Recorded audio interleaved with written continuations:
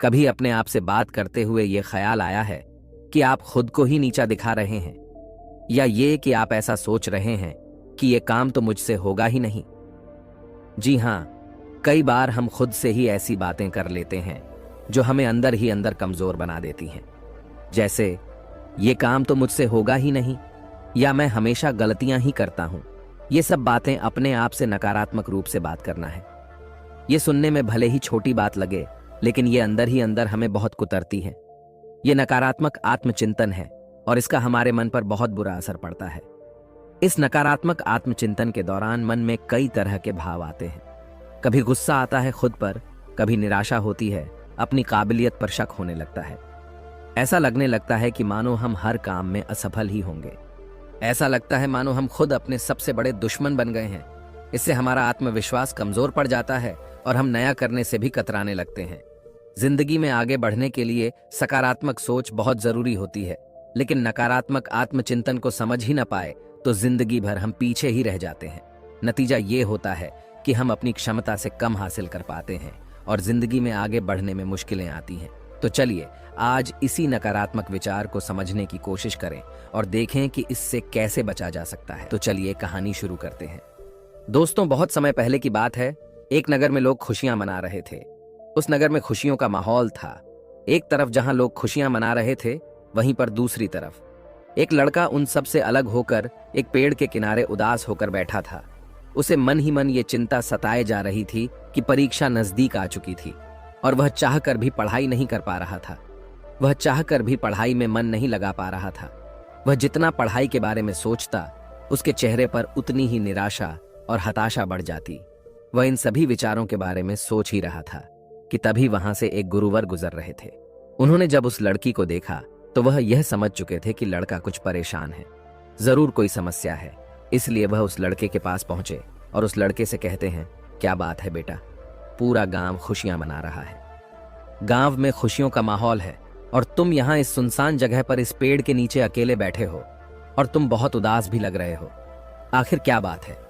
उन गुरुवर की यह बात सुनकर उस लड़के ने जबरदस्ती अपने चेहरे पर मुस्कान लाने की कोशिश की, लेकिन मन में चिंता भरी होने के कारण वह मुस्कुरा ना सका। इस पर गुरुवर एक बार फिर उस लड़के से कहते हैं, क्या बात है बेटा? तुम इतनी गंभीर मुद्रा क्यों बनाए हुए हो? आखिर क्या समस्या है? तुम मुझसे बता सकते हो? इस पर वह लड़का उन गुरुवर से कहता है, हे गुरुवर, मेरी परीक्षा बहुत नजदीक आ चुकी है और मैं चाहकर भी पढ़ाई नहीं कर पा रहा। पढ़ाई में मेरा मन ही नहीं लग रहा। इस पर वह गुरुवर उस लड़के से कहते हैं, परंतु क्यों? इसके पीछे कोई तो कारण होगा। इस बार वह लड़का उन गुरुवर से कहता है, हे गुरुवर, मैं जब भी पढ़ाई करने बैठता हूं और इस बीच अगर कहीं भी मैं अटक जाता हूं तो मेरे मन में तरह तरह की शिकायतें उभरने लगती हैं। चिंता मुझे परेशान करने लगती है और एक के बाद एक नकारात्मक विचार मेरे मन में उमड़ते ही चले जाते हैं और उसके बाद मेरा पढ़ने में तनिक भी मन नहीं लगता। मैं चाहकर भी पढ़ाई में मन लगा ही नहीं पाता और देखते ही देखते जब मैं उन नकारात्मक विचारों के सामने हार जाता हूं तो मैं अपनी किताबें बंद कर देता हूं और फिर ऐसे ही कहीं पर निकल जाता हूं, कभी अपने मित्रों के साथ तो कभी अपने आस पड़ोस के लोगों के साथ। मैं अपना काफी समय यूं ही खराब कर देता हूं। हालांकि भीतर से तो मैं चाहता हूं कि मैं पढ़ाई करूं, अन्यथा मुझे इसका परिणाम भोगना होगा, लेकिन मैं चाहकर भी पढ़ाई कर नहीं पा रहा और ऐसा करीब पिछले 2 महीनों से मेरे साथ हो रहा है। मैं इन नकारात्मक विचारों से जितना छुटकारा पाने की कोशिश करता हूं, ये नकारात्मक विचार मुझे उतना ही घेर लेते हैं और ये मुझे डराते हैं, मुझे परेशान करते हैं। मैं चाहकर भी इनसे छुटकारा नहीं पा रहा।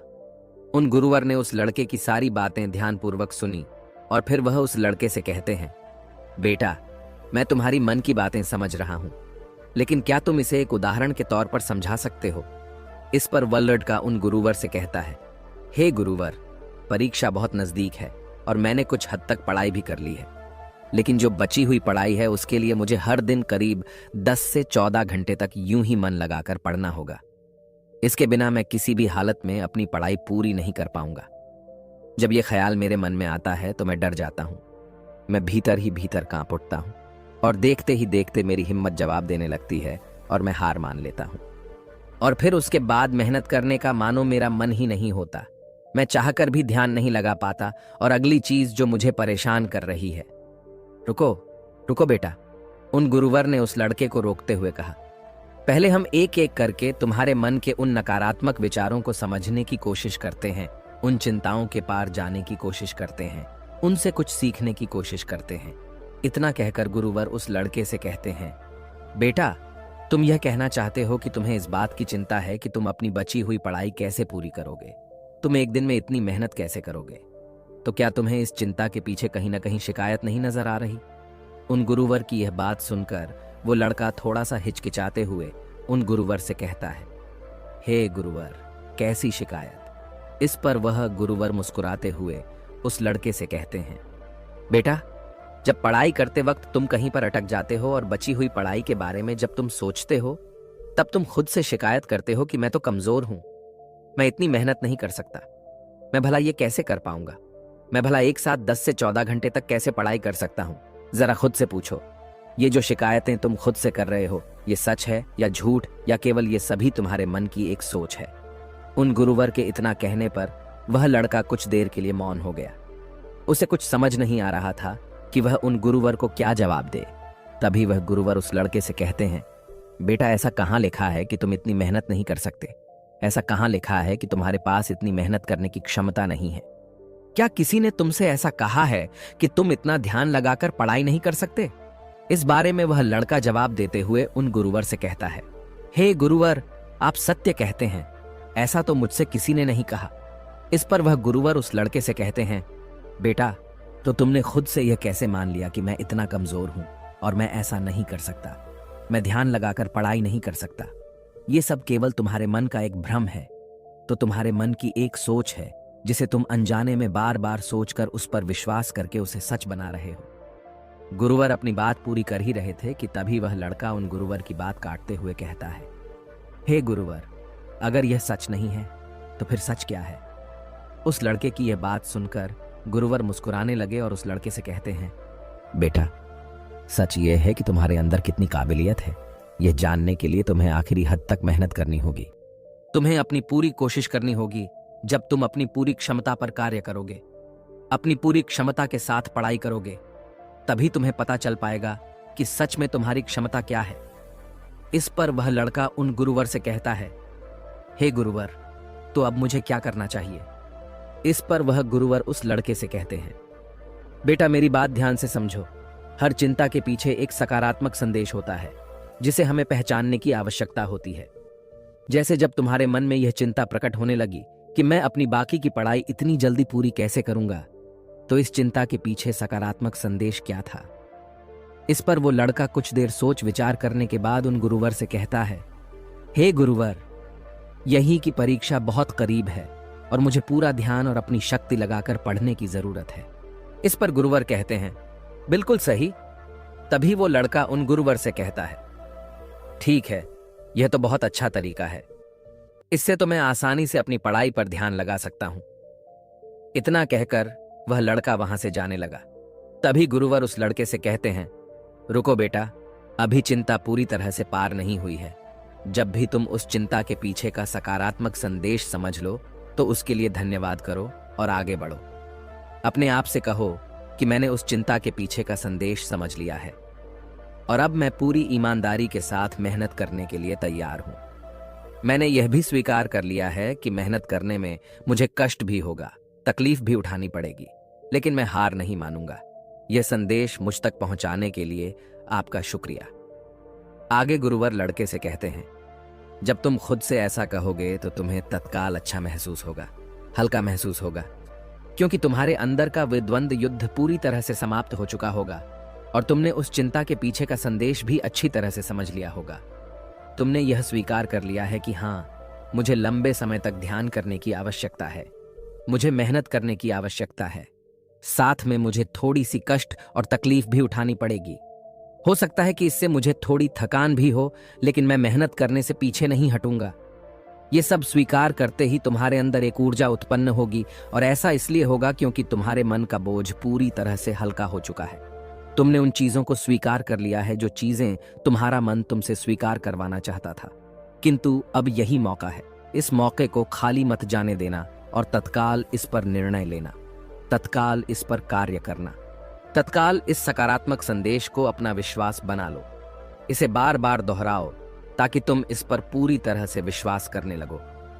आगे गुरुवर उस लड़के से कहते हैं, बेटा, यह कठिनाई का ही समय होता है, जो कुछ कर दिखाने का होता है, दर्द को ताकत में बदलने का होता है।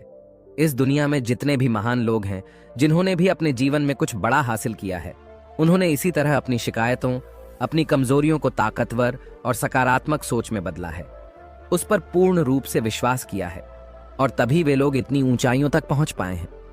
आगे गुरुवर उस लड़के से कहते हैं, बेटा, अब तुम मुझे अपनी अगली समस्या बताओ और इसका निवारण भी तुम खुद ही करो। इस पर वह लड़का कुछ देर सोच विचार करने के बाद उन गुरुवर से कहता है, हे गुरुवर, कभी कभी मुझे लगता है कि मैंने बहुत समय खराब कर दिया। मैं हार चुका हूं। अगर मैंने 6 महीने पहले मेहनत की होती, इन चीजों की शुरुआत कर दी होती, तो आज मैं कहीं और होता। मुझे ऐसा लगता है कि अब इतनी मेहनत करके मुझे कोई लाभ नहीं होगा। इस पर गुरुवर उस लड़के से कहते हैं, बेटा, अब मुझे यह बताओ, इस चिंता के पीछे शिकायत क्या है? वह लड़का उन गुरुवर की बात मानते हुए कुछ देर के लिए उन विचारों पर सोचता है, लेकिन उसे कुछ भी समझ नहीं आता। तभी गुरुवर उस लड़के से कहते हैं, बेटा, तुम खुद से शिकायत कर रहे हो कि तुमसे गलती हुई है और अब मैं इसे सुधार नहीं सकता। तुम्हें ऐसा लगता है कि गलती होना मतलब हार मानना, लेकिन जरा अपने आप से पूछो कि जो शिकायत अपने आप से कर रहे हो, यह कोई सच है या केवल सोच? इस पर वह लड़का कुछ देर सोच विचार करने के बाद उन गुरुवर से कहता है, हे गुरुवर, गलती मतलब हार मानना होता है। यह तो मेरी एक सोच है, लेकिन सच क्या है? इस पर गुरुवर उस लड़के से कहते हैं, बेटा, जब तुम संघर्ष करोगे तो तुम्हें खुद ही पता चल जाएगा। लेकिन अब मेरा यह प्रश्न है कि मुझे यह बताओ कि इस चिंता के पीछे का सकारात्मक संदेश क्या है? इस पर वो लड़का कुछ देर फिर से सोच विचार कर उन गुरुवर से कहता है, इस चिंता के पीछे का सकारात्मक संदेश यह है कि अब मैं यह गलती दोबारा नहीं होने दूंगा। मैं अपने जीवन में ऐसी स्थिति कभी दोबारा आने ही नहीं दूंगा जहां मेरी तैयारियां कम पड़ जाएं और मैं हार मान बैठूं। आगे वह लड़का उन गुरुवर से कहता है, हे गुरुवर, चिंता के पीछे का यह सकारात्मक संदेश मुझे मिल चुका है। आपसे मैं ऐसी गलतियां कभी नहीं होने दूंगा। मैं हमेशा सीखता रहूंगा। ऐसे में सही कर्म करने के पीछे ध्यान दूंगा। हर कर्म को सही समय पर करूंगा। इतना कहकर वह लड़का उन गुरुवर से फिर कहता है, हे गुरुवर, उस सकारात्मक संदेश को स्वीकार करने के बाद मुझे अब बहुत अच्छा लग रहा है। मैंने कभी नहीं सोचा था कि इन चिंताओं के पीछे जो सकारात्मक संदेश होते हैं वह इतने ज्यादा शक्तिशाली होते हैं। आगे वह लड़का उन गुरुवर से कहता है, हे गुरुवर, कृपया करके मुझे एक बार और इसे अच्छे से समझाइए। मैं इसे अच्छे से समझना चाहता हूं ताकि मैं ऐसी गलतियां दोबारा न करूं। आगे लड़का उन गुरुवर से अपनी अगली चिंता बताते हुए कहता है, हे गुरुवर, मुझे इस बात की बहुत चिंता होती है। इतनी पढ़ाई करने के बाद भी यदि मेरा चयन न हुआ तो मेरे रिश्तेदार, मेरे पड़ोसी और मेरे गांव वाले क्या कहेंगे? इस पर गुरुवर मुस्कुराते हुए उस लड़के से कहते हैं, बेटा, चिंता के पीछे की शिकायत देखो। इस पर वह लड़का कुछ देर शांत हो गया और कुछ देर सोच विचार करने के बाद वह गुरुवर से कहता है, हे गुरुवर, मैं खुद से कह रहा हूं कि लोग मुझे पसंद करेंगे तो ही मैं खुद को पसंद करूंगा। इसका अर्थ यह हुआ कि मैं दूसरों की सोच पर निर्भर हूं। मैं दूसरों के हाथों की कठपुतली हूं और मुझे इस बात की चिंता हो रही है। हे गुरुवर, मैं सोच रहा हूं, मैं जो इस शिकायत के पीछे का संदेश समझ पा रहा हूं वह सच है या केवल सोच? इस पर वह गुरुवर एक बार फिर उस लड़के से कहते हैं, बेटा, यदि तुम दूसरों की नजरों से खुद को नापोगे तो हमेशा खुद को छोटा ही पाओगे, क्योंकि छोटे लोग दूसरों के बारे में छोटा ही सोचते हैं। और इसी के विपरीत सच यह है कि यह तुम्हारा काम है कि तुम खुद की इज्जत करो। जो भी तुम कार्य कर रहे हो उसकी इज्जत करो और खुद पर भरोसा करो। यही सच है। तुम अपने बारे में कैसा महसूस करते हो, खुद पर कितना विश्वास करते हो, केवल और केवल यही मायने रखता है। आगे गुरुवर उस लड़के से कहते हैं, अब मुझे यह बताओ कि इस चिंता के पीछे का सकारात्मक संदेश क्या है? इस पर वह लड़का उन गुरुवर से कहता है, हे गुरुवर, इस चिंता के पीछे का सकारात्मक संदेश यही है कि हमें नकारात्मक विचारों से बचकर रहना चाहिए और हमें ऐसे विचार सोचने चाहिए, ऐसे विचारों पर ध्यान देना चाहिए जो हमें शक्ति दे। आगे वह लड़का कहता है, इस शक्तिशाली संदेश के लिए मैं आभारी हूं। हमेशा सतर्क रहने की और अच्छे विचारों पर बार बार ध्यान देने की जिम्मेदारी को मैं स्वीकार करता हूं। आपसे केवल और केवल मैं खुद पर विश्वास करूंगा, अपने कर्मों पर विश्वास करूंगा, और मैं यह देखूंगा कि मैं क्या कर रहा हूं और मुझे क्या करना चाहिए। क्या मैं सही राह पर हूं या नहीं। मैं स्वीकार करता हूं कि आज से केवल मैं अपनी नजरों से खुद को देखूंगा। कौन मेरे बारे में क्या कह रहा है, इससे मुझे कोई फर्क नहीं पड़ने वाला। इतना कहकर वह लड़का उन गुरुओं से कहता है, हे गुरुवर, मेरी समस्या तो सुलझ गई। अब मुझे बहुत अच्छा लग रहा है, मैं बहुत हल्का महसूस कर रहा हूं। इस पर वह गुरुवर उस लड़के से कहते हैं, बेटा, जो भी तुमने अभी कुछ कहा है उसे तुम याद रखना और इसे कहीं पर लिख लेना और इस पर तत्काल कार्य करना, ताकि तुम हर दिन यह देख सकूं कि तुम किस प्रकार नकारात्मक विचारों के प्रति सतर्क हो और तुम किस प्रकार प्रेरणा देने वाले विचारों पर ध्यान केंद्रित कर पा रहे हो। आगे वह गुरुवर उस लड़के से कहते हैं, ठीक इसी प्रकार तुम एक छोटी सी कार्यवाही करके खुद को यह एहसास दिला सकते हो, खुद को याद दिला सकते हो, खुद को साबित कर सकते हो कि तुम चिंता और शिकायतों से कहीं बड़े हो। और इसी प्रकार बार बार अपने विचारों पर कार्यवाही करने से हम अपने भीतर एक सकारात्मक मान्यताएं बना लेते हैं जिन पर हम विश्वास करते हैं, और देखते ही देखते हम उन विश्वासों पर आंख बंद करके भरोसा करने लग जाते हैं। आगे गुरुवर उस लड़के से कहते हैं, इसलिए बेटा, इसी तरह से जब भी तुम्हें चिंता परेशान करे तो सबसे पहले चिंता के पीछे की शिकायत देखो और यह पता करो कि शिकायत सच है या फिर केवल सोच। इससे आपके और शिकायत के बीच में थोड़ी दूरी बनेगी। इस शिकायत का कड़वापन और असर थोड़ा सा कम होगा और आप उसके बारे में जानो, उसे पहचानने की कोशिश करो, उसके पीछे का सकारात्मक संदेश जानने की कोशिश करो और एक नई मान्यता तैयार करो। तभी तुम अपने जीवन में सही ऊंचाइयों को छू पाओगे, अपने जीवन में उन ऊंचाइयों तक पहुंच पाओगे जिनकी तुम कल्पना करते हो। इतना कहकर वह गुरुवर शांत हो गए और उस लड़के को भी अभी समझ में आ चुका था कि वह अपने जीवन में बेवजह की चीजों से डर रहा था, जबकि उसे अपने विचारों से लड़ने की जरूरत थी और वह अपने आप से लड़ रहा था। उसने जाने अनजाने अपने मन में नकारात्मक विचारों की मान्यता तैयार कर ली थी जिन पर वह आंख बंद करके भरोसा करने लगा था, किंतु उसे तो अपने सकारात्मक विचारों पर ध्यान केंद्रित करना चाहिए था। इसके बाद उस लड़के ने गुरुवर को प्रणाम किया और वापस घर लौट आया। अब से वह दिन रात मेहनत करने लगा, खूब मन लगाकर पढ़ाई करने लगा, और जब उसके मन में कोई नकारात्मक विचार उत्पन्न होते तो वह उस नकारात्मक विचारों के पीछे का संदेश समझता और खुद से उन गलतियों को स्वीकार करता जिससे उसके मन में सकारात्मक ऊर्जा का निर्वाह होता और अपनी कमजोरियों को ताकत बनाकर वह आगे बढ़ता जाता।